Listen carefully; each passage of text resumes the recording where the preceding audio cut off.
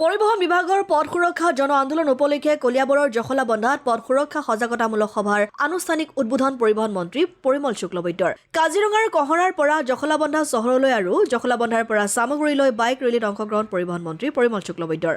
Bike ৰেলীৰ আহি অসম ৰাজ্যিক পৰিবহণ নিগমৰ বাছ আস্থানত আয়োজিত পথ সুৰক্ষা সজাগতামূলক সভাত ভাষণ প্ৰদান মন্ত্ৰীগৰাকীৰ।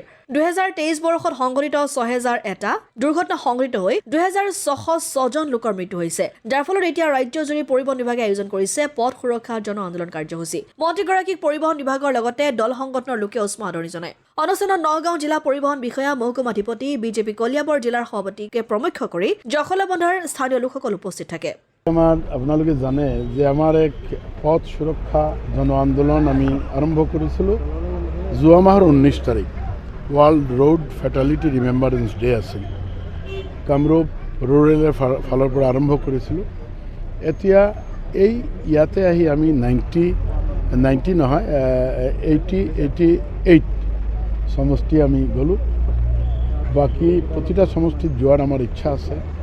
এটাই উদ্দেশ্য, ইয়াতে কোনো পলিটিকেল এজেণ্ডা বা ব্যক্তিগত এজেণ্ডা লৈ অহা নাই। এটাই উদ্দেশ্য যে ৰাইজৰ লগতে সমাজৰ বিভিন্ন শ্ৰেণীৰ মানুহৰ লগতে মিলি কেনেকুৱা আমি এই পথটো সুৰক্ষিত কৰিব পাৰোঁ তাৰ কাৰণে কিছু আলাপ আলোচনা কৰা।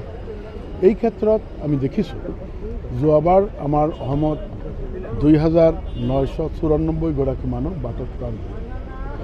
তাৰ মূল যিটো এক্সিডেণ্ট হৈছে তাৰ ভিতৰত প্ৰায় 79% হৈছে পলিউশ্যন উইথ টু হুইলাৰ, দুইচকীয়া গাড়ীৰ লগত। আৰু তাৰ বেছিভাগ মানুহ মৰিলে হেলমেট নাথাকাৰ কাৰণে।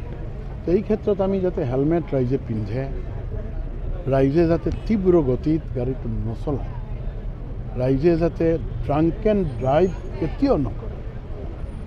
আৰু এই যে টেলিফোন ধৰি ধৰি গাড়ী চলাই আছে, কাৰণ গাড়ী এটা যন্ত্ৰ হয়। যিজনে চলাই আছে সেই মানুহজন এই যন্ত্ৰটো চালক হয়। মানুহজন যদি সাৱধান নাথাকে তো নিশ্চিতভাৱে গাড়ীটো কোনো না কোনো ঠাইত এক্সিডেণ্ট কৰিব, আজি নহ'লে কালি। আৰু এটা নিজৰ ছিট বেল্টটো নিজে পিন্ধিব লাগে। এই 5টা কাৰণ এইটো আমাৰ মাননীয় মুখ্যমন্ত্ৰী ডাঙৰীয়াই পঞ্চসূত্ৰ কৈছে, আৰু লগতে ট্ৰাফিক ৰুলছ আৰু কাৰণ আছে যিসকল আমি সকলোৱেই জানো। গতিকে এই কাৰণবিলাক যাতে আমি মানি চলোঁ, আৰু আমি যিসকলে আমি গাড়ী বা টু হুইলাৰ চলাওঁ, আমাৰ এটা কথা মনত ৰাখিব লাগে যে নিজৰ জীৱনেৰো মূল্য আছে।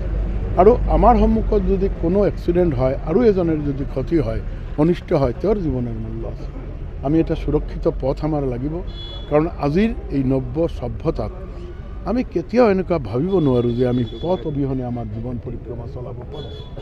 এই ক্ষেত্ৰত এক সুৰক্ষিত পথ আমাৰ লাগে, আৰু এই কাৰণেই আমি প্ৰতিটা সমষ্টিত গৈ আছোঁ। ৰাইজে আৰু আমাৰ সাংবাদিক বন্ধুসকলে সকলে মিলি আমাক বহুত সহায়তা কৰি আছে। আমাৰ এই কথাখিনি ৰাইজলৈকে লৈ যোৱাৰ কাৰণে বিভিন্নভাৱে প্ৰয়াস কৰি আছে। কলিয়াবৰৰ পৰা পাৰ্থপ্ৰতিম হাজৰিকাৰ ৰিপৰ্ট, অসম আদিত্য।